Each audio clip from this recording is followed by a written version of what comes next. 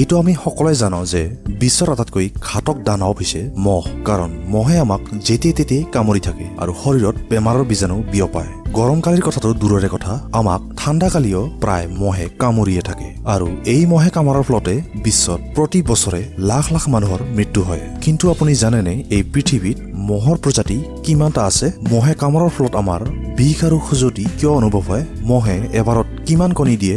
মহে কামোৰাৰ ফলত HIV হ'ব পাৰে নেকি? বা এটা মহে মানুহক হিজৰা কৰি দিব পাৰে নেকি? বন্ধুসকল, এই ভিডিঅ'ত আমি জানিম মহৰ লগত জড়িত সকলোবোৰ প্ৰশ্নৰ উত্তৰ আৰু কিছুমান নজনা কথা। গতিকে চাই থাকিব বিশ্ব এনচাইক্লোপিডিয়া চেনেল আৰু চেনেলটো যাতে আপোনালোকে ছাবস্ক্ৰাইব কৰে, লগতে ভিডিঅ'ত লাইক কৰিবলৈ নাপাহৰিব।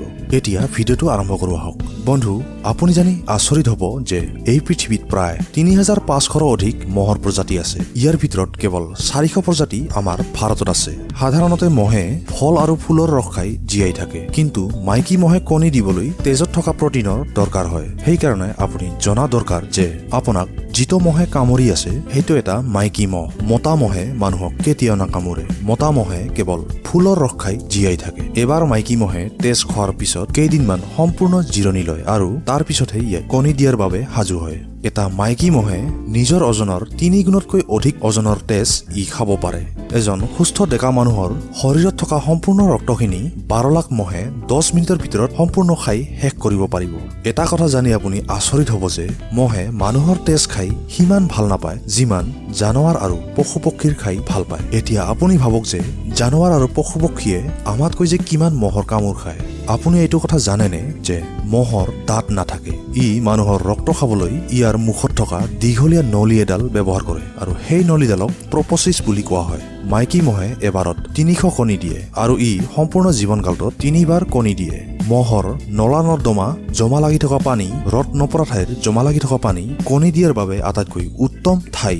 কণীৰ পৰা মহ বিকশিত নোহোৱালৈকে 10 দিন পানীতে থাকে। জীৱ বিজ্ঞানৰ মতে মহ ২০০ কোটিৰো অধিক আগৰে পৰা এই পৃথিৱীত ৰাজ কৰি আহিছে। অৰ্থাৎ মহে ডাইনাছৰৰ ৰক্ত খোৱাৰো ৰেকৰ্ড আছে আৰু এইটো ইতিহাসত লিখা আছে যে বিশ্বৰ আটাইতকৈ শক্তিশালী সেনাপতি আলেকজেণ্ডাৰো মহে কামোৰাৰ ফলত মেলেৰিয়া হৈ মৃত্যু হৈছে। এটা মাইকী মহ ৩০ দিনৰ পৰা ৪০ দিন পৰ্যন্ত জীয়াই থাকে, আনহাতে মতা মহ কেৱল 10 দিন পৰ্যন্তহে জীয়াই থাকে। আপুনি যদি ভাবে যে মহ আমাৰ পৰিৱেশৰ বাবে কোনো কামৰ প্ৰাণী নহয়, তেন্তে আপোনাৰ ভুল হ'ব। মহ বিভিন্ন মাছৰ, পাদুলিৰ, বিভিন্ন পক্ষীৰ, ভেকুলীৰ আটাইতকৈ প্ৰিয় খাদ্য। এইটো কথা আপুনি জানেনে যে মহে কামোৰাৰ ফলত আপোনাৰ বিষ আৰু খজুৱতি কিয় হয়? তেন্তে আপুনি জানি থোৱা ভাল যে মহে আপোনাক কামোৰাৰ লগে লগে তেওঁৰ লালতি আপোনাৰ শৰীৰৰ ভিতৰত সুমুৱাই দিয়ে আৰু সেই লালতিটোৱে আপোনাৰ শৰীৰৰ পৰা ৰক্ত শুহি লোৱাত সহায় কৰে।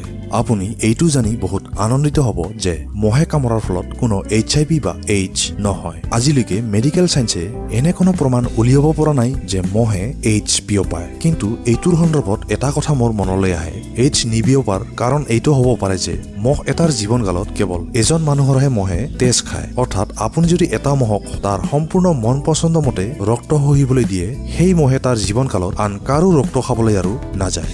মহে কামুৰি কাকো হিজৰা কৰিব নোৱাৰে। এইটো মানুহৰ ভুল ধাৰণা যে এটা মহে মানুহক হিজৰা কৰি দিব পাৰে। কিন্তু আপোনাৰ যদি যৌনাংগত মহে কেনেবাকে কামুৰে, তেন্তে তাত আপোনাৰ খজুৱতি নিশ্চয় হ'ব।